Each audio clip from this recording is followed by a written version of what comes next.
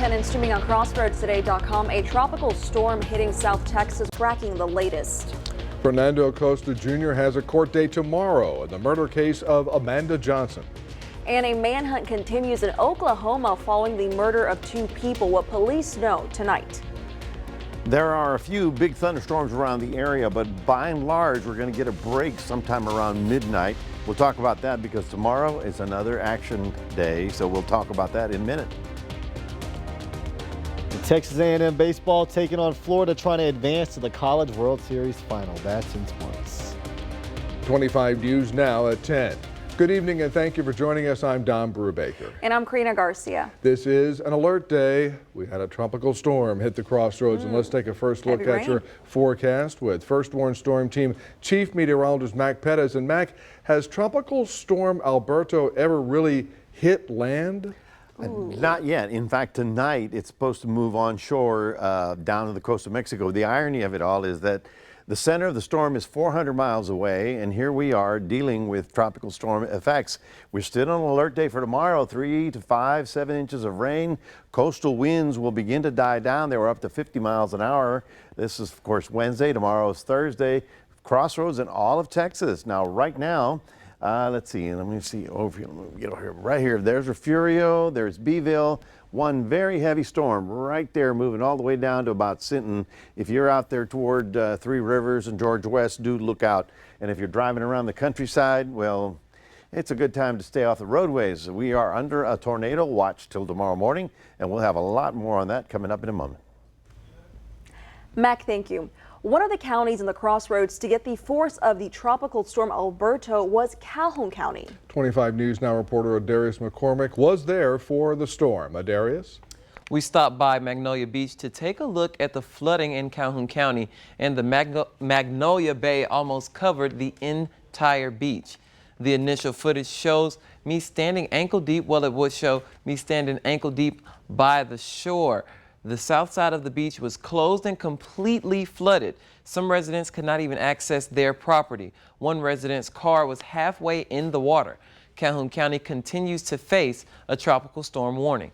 These water levels are expected to linger through Friday. Go to crossroadstoday/weather/alerts for more information on flooding in your county. Back to you guys.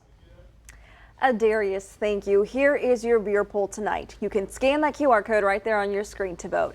The question is, are you experiencing flooding? Yes or no? According to our results tonight, it looks like 89% voted no, which is good to hear, and 11% said yes. Thank you for voting tonight. Conditions continue to worsen in Matagorda. The beach road to Matagorda Island is flooded and becoming impassable. Authorities advised people to stay away from the coast in Matagorda and Sargent. Many roads are closed, and most roads have water near or over the roads. No power outages are reported currently by AEP Texas. AEP Texas urges all customers to consider any downed power line live and dangerous. And several counties in the crossroads are part of a disaster declaration issued by Governor Greg Abbott. Calhoun, DeWitt, Goliad, Jackson, Lavaca, Matagorda, Refugio, and Victoria counties are in the disaster declaration for Tropical Storm Alberto. Now, Alberto is causing flooding in the Padre Island area with strong winds and debris.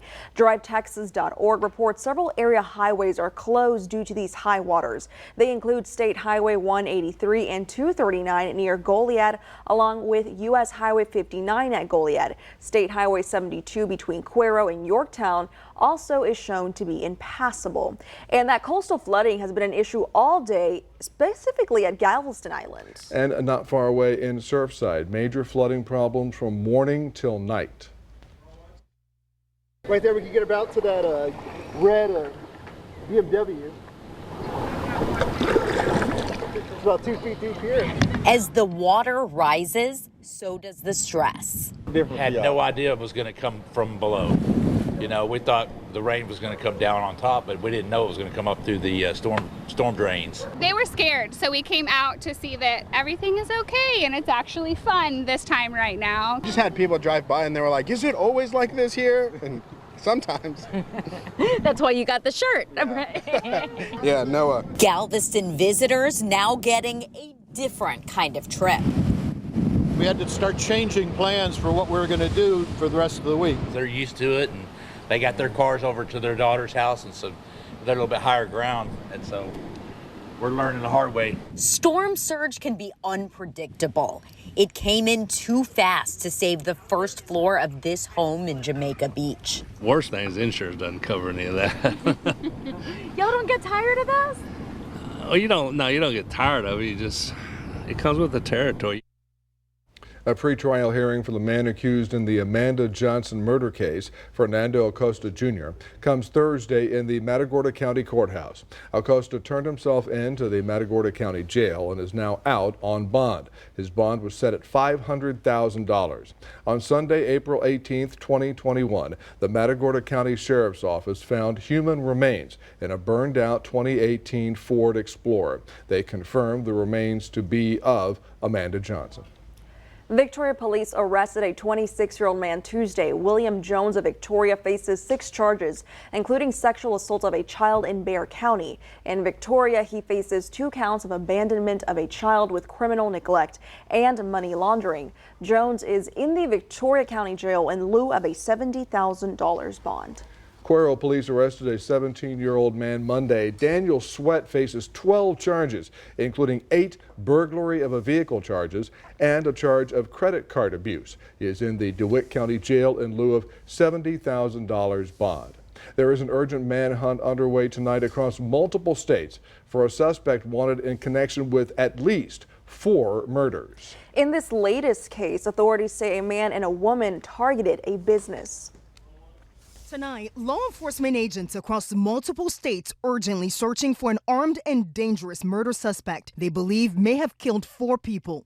Police say the 50-year-old suspect, Stacy Lee Drake, captured here in surveillance images, was last seen outside this motel in Arkansas after he allegedly abandoned a stolen vehicle connected to 2 of the homicides. It's a small town. A lot of people leave like their doors unlocked and stuff, so it's a little scary. The intense manhunt beginning in Oklahoma last night, where deputies say they found the bodies of a man and a woman inside this business not far from the Arkansas state line. I'm 1019 to LaFerry's propane. At least 2 people have been shot. Investigators say the suspect stole the victim's car after killing them, identifying Drake as a person of interest, describing him as a white male with brown hair and brown eyes, who's 5'11" and weighs 185 pounds. Police stressing that Drake is extremely dangerous and that anyone who sees him should not approach him, but call 911 immediately. And outside of these alleged murders, court records show that Drake has an extensive criminal record spanning 3 decades. He's currently wanted for robbery charges in Oklahoma, assault charges in Arizona, and for murder in Alabama. Faith Abube, ABC News, Mableton, Georgia. Here's some of the top headlines you can read in the Port Lavaca Wave. The Port Lavaca City Council approved a plan for a new speedy stop and reappointed several board members. Calhoun County Commissioners approved an engineering agreement for a pavilion at Bill Sanders Memorial Park, and Port Lavaca celebrates 50 years of Juneteenth festivals. You can read these stories and more at theportlavacawave.com. Remember to subscribe to our YouTube channel, Crossroads Today. Hit the like button and click the notification bell. Then you can see Crossroads Today on YouTube. Thank you. Stay with us. Russia and North Korea pledging a new partnership. That's coming up on 25 News Now at 10. The stroke signs and symptoms could save your life. Those details next.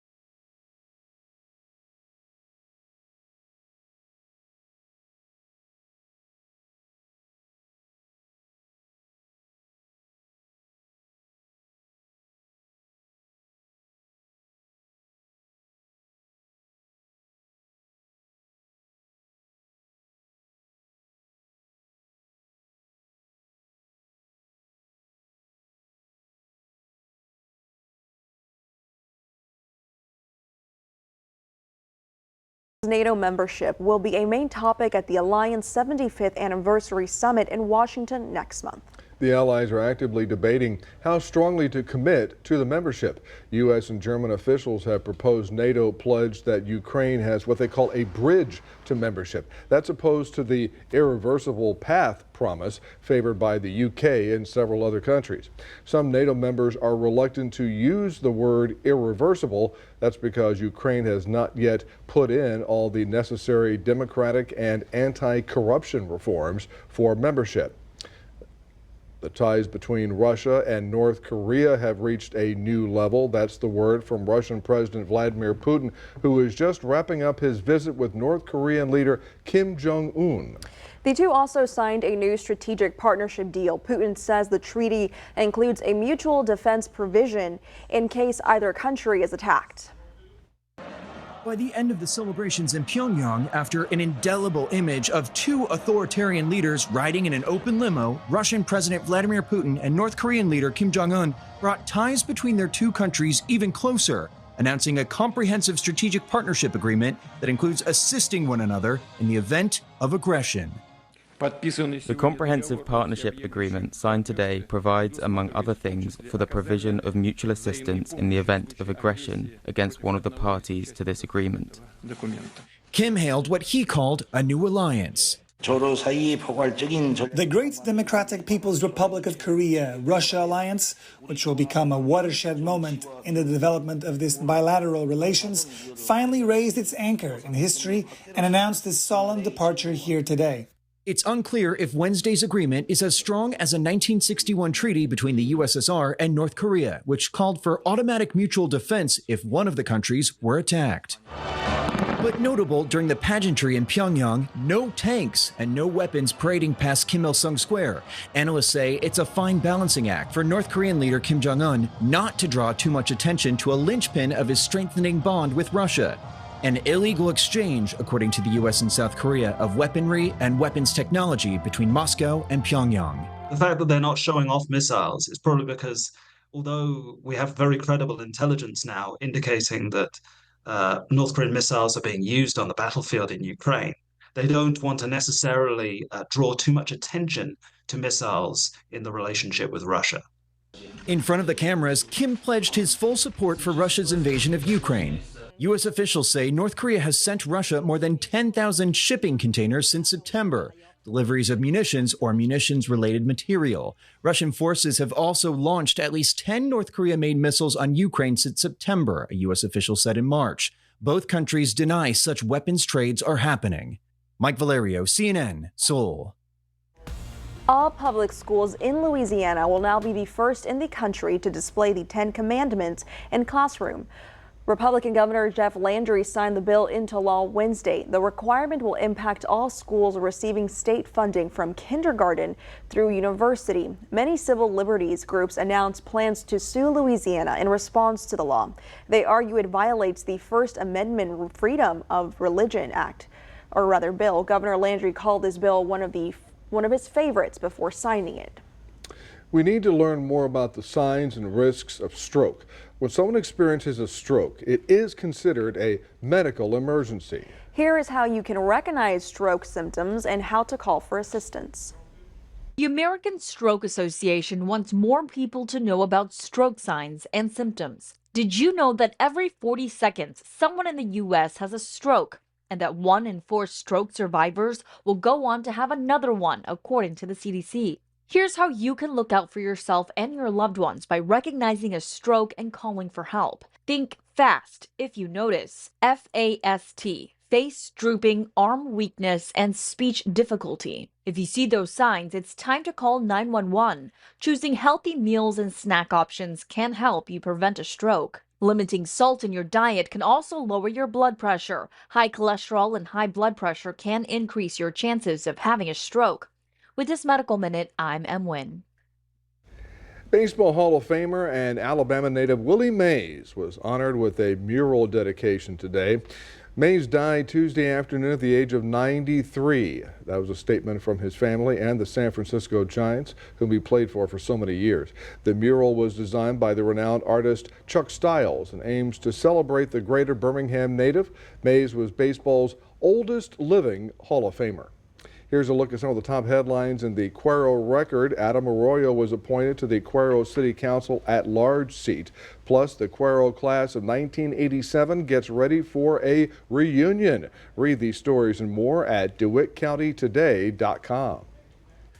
Well, good evening, everybody. 76 degrees. The winds out of the northeast. Okay, it's kind of an unusual wind for us. Are going to be getting stronger now. You know why?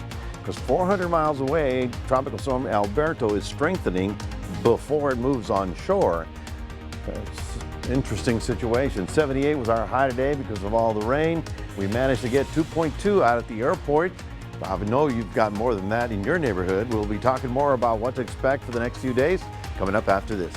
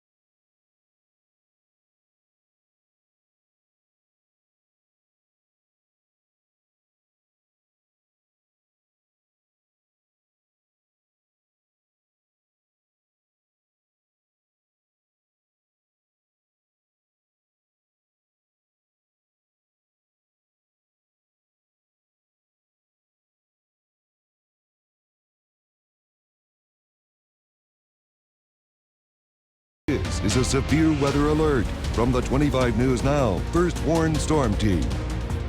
Yes, we have severe weather alert because it's not over with just yet. There we're going to be a little break here overnight, but it's not over at all.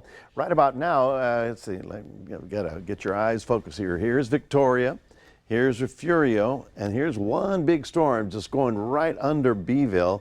It's headed west, so it'll be in the Three Rivers area in the next hour or so, but it looks like right here to there, got a little bit of clearing, all right? That's going to give us a break and let everything sort of wash out into the streams, but even Refugio is beginning to get a clearing.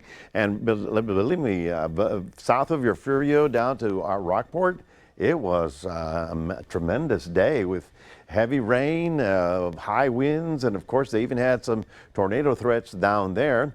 What we still have in all this red is a tornado watch. Okay, we'll get to that in a moment, but I want you to see how the big bulk of the storm is now west of us. And over here in Del Rio, they're dancing in the streets. They're excited about getting enough rain to fill up the Lake Amistad and Falcon and all those that are along the Rio Grande that are almost dry. But the bad news is that the tornado watch will continue from now until about 7 or 8 o'clock in the morning. It may be extended, but somewhere overnight, there's enough lift in the atmosphere that if a thunderstorm takes off after a little break, we may see additional storms that produce a tornado, so that includes our area as well. If you see a big storm picking up and getting steam, stay away from it, get some shelter. It may be producing something more than just rain. The flood watch continues in effect for all of us. Here we are in Victoria, all the way south, and then of course along the water's edge, the coastal flood advisory, because high tides are going to have some very high tides and storm surge on top of it. We had so many areas from Galveston all the way down that had extremely high tides that rolled the water up along the dunes. Well, there you see the rainfall total, and that tells you that we got up to 2 to 3 inches of rain here in Victoria County. And then when you see these red spots, that's probably in the 5-inch range and maybe even higher than that down south in Kingsville area. So once again, there you see the big bulk moving through, little bit of a break behind it, right about there. And so that means that, we'll get a little quiet period overnight. Now let's take a look at where is Alberto. Alberto is actually strengthening right now, still a Category 1, but the pressure gradient is getting tight between the lowest and the highest. As a result, these winds are going to pick up a little bit. In fact, they're picking up 35, 40 mile an hour winds down in the southern areas. It may be that windy for us as well. This is Surfside up in Freeport. And to talk about the strength of the waves, strength of the wind, and the storm surge came in from a storm 400 miles away. Okay, that's what keeps blowing my mind. The storm is so far away from us, and yet look at this. They got storm surge, went out into the streets pretty much all the way across the barrier island there. And so amazing how widespread the storm was, and here we are so far away from it. So here's the center of it, and here's what's happening. By tomorrow morning, definitely Alberto will be on land producing torrential rains in northern Mexico. We still get a big strong wind coming out of the tropics and out of the Gulf, so we will continue to have additional showers. In fact, there will be some bands coming in like that. And then behind it, you're not going to believe this, see this right here? Another area of low pressure in the same place where Alberto was. So strange. Showers again tomorrow, not exactly clearing. Thunderstorms inland areas. We have it as an alert day for your Thursday, and decreasing on Friday, and hopefully a little break here, but through 7 days we have a chance for some sort of shower activity. Don't want it to get away from us. That is your 7-day forecast, reminding everybody we do have a QR code. Please scan that, put Crossroads Today on your phone, and now here's Zach Brown. Thank you, Mac. The Texas A&M Aggies taking on Florida, trying to advance to their first ever College World Series Championship Series. I'll have that in sports.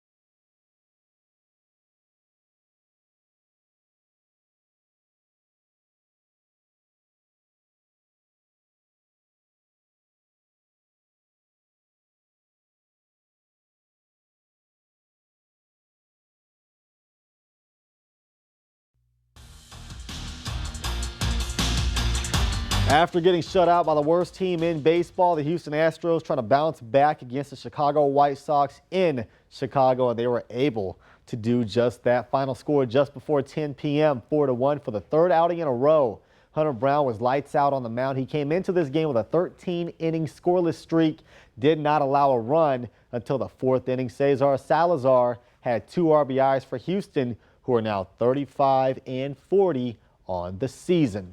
The Rangers also had a tough loss last night when they allowed 5 unanswered and lost by just 1. And tonight, well, they get on the board first, and after falling down 3-1, they eventually come away with the comeback victory. Final score in this game, 5-3 Rangers. The Rangers and the Astros have gained a game on the Seattle Mariners, who lost to Cleveland tonight. Now both teams 9 games back of first place.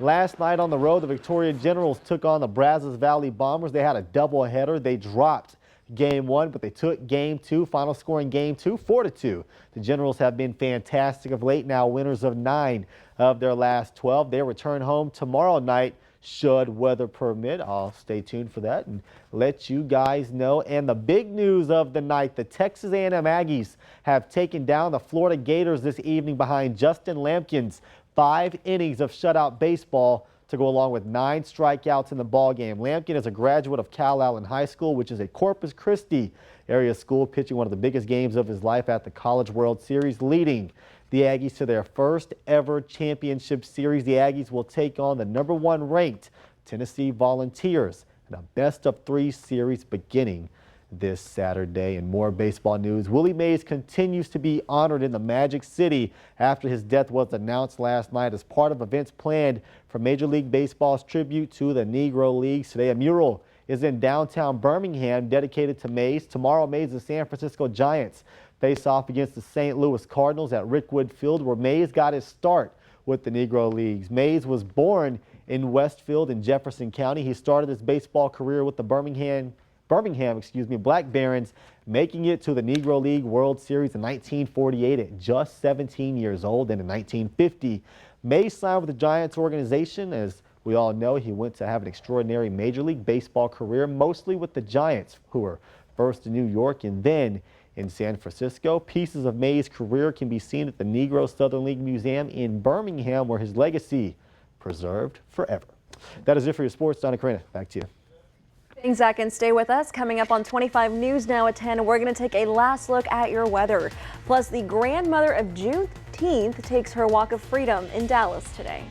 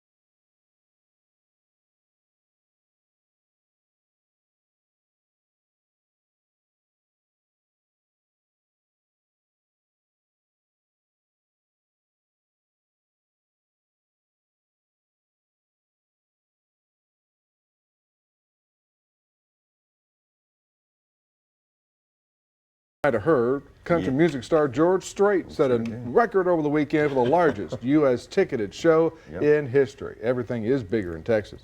Strait performed at A&M's Kyle Field in College Station. The crowd topped 110,000 people. That number broke the all-time attendance record of 107,000 concert goers. That was by the Grateful Dead 1977 at a speedway in New Jersey. Strait has sold more than 120 million records worldwide, And at the age of 72, he is one of the best-selling music artists of all time. Opal Lee, known as the grandmother of Juneteenth, participated in her yearly Walk for Freedom march in Dallas today. The 2.5-mile walk started at the African American Museum in Dallas. This morning, the 97-year-old social activist and retired teacher was joined by hundreds of supporters. The 2.5 miles symbolizes the 2.5 years it took for news of the Emancipation Proclamation to reach Texas. At the end of the walk, Lee had a message for the young people in attendance.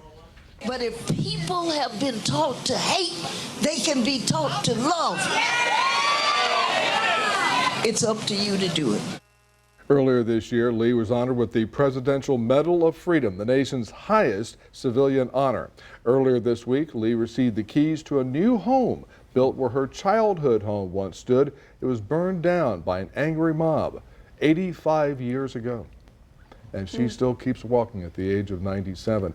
And thank goodness they had nice weather there in Dallas for that. If it had been around here, it wouldn't have been here. In fact, I had mentioned that I hope there aren't any Juneteenth activities scheduled for today. At least outdoors, yeah. It would have been a problem.